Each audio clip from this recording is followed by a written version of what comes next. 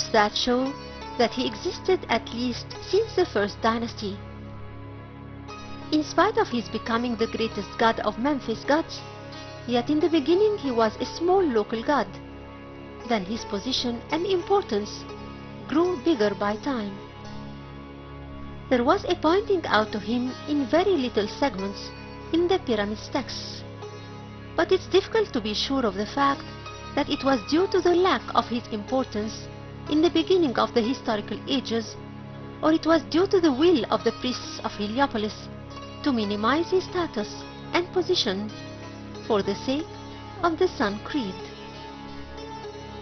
Ptah represents the head of the triad of Memphis that's composed of Ptah and Sekhmet and Nefertum.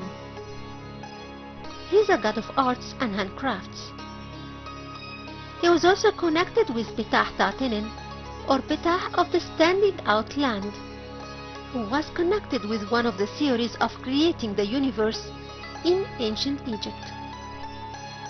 His name means the builder, and the origin of the word means the opener. As for his looks, it kept a constant shape and a continuous one across the ancient Egyptian times, starting from the first picturing of him in the first dynasty era on a pot of Tarkhan in Giza. Ptah is pictured in the shape of a man wearing a tight dress, and his 2 feet are almost stuck. His 2 hands come out of the wrappings, and he catches the religious symbols that are related to the gods.